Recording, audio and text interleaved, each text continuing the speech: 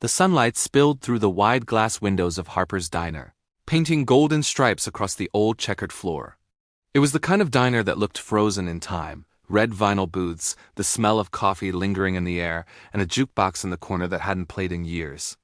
But this morning, the peace was broken. 3 men barged in, loud and brash, their presence heavy enough to make other customers shrink back into their seats. At the center of it all was Clara, a young waitress barely in her 20s, apron tied tight, hair pulled back in a messy ponytail. She had been working double shifts for weeks, struggling to pay her mother's medical bills and rent. She was used to rude customers.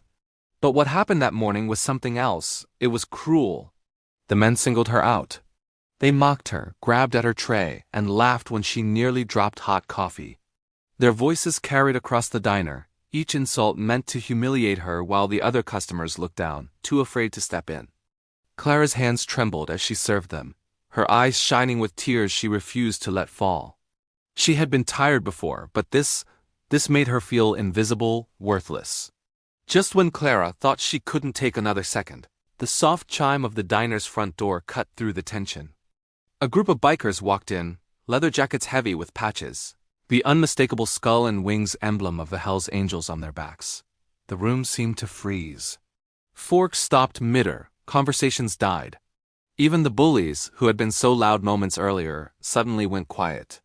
At the front was Marcus, a towering man with streaks of gray in his beard and sharp, commanding eyes. He scanned the room, his gaze landing on Clara. Her shoulders slumped, her cheeks flushed from humiliation, her hands clutched around her order pad. Then his eyes shifted to the thugs.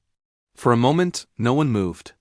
Marcus and 2 of his men simply took a booth in the back, their quiet presence filling the room with unspoken authority. But the thugs weren't done. One of them muttered something cruel under his breath as Clara delivered their drinks. Then, with a smirk, he deliberately knocked his glass over, cola spilling across the table and dripping onto the floor. Clara bent down to clean the mess, her shame complete. And that's when a heavy hand landed on the thug's shoulder. Marcus stood over him, his shadow swallowing the table whole. His voice was low, steady, and cold, the kind of voice that carried more weight than shouting ever could. "She's working hard. You don't treat people like that here." The entire diner went still. The thug tried to laugh it off, but Marcus didn't move, his hand gripping his shoulder like iron. One by one, the other bikers stood too. Not a word was said, but their presence alone spoke volumes. It was clear, Clara was not alone anymore. The thug's arrogance drained away. They scrambled, leaving money crumpled on the table before rushing out the door, their bravado shattered.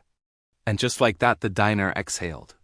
The silence broke, voices returned, but the air felt different, lighter, safer.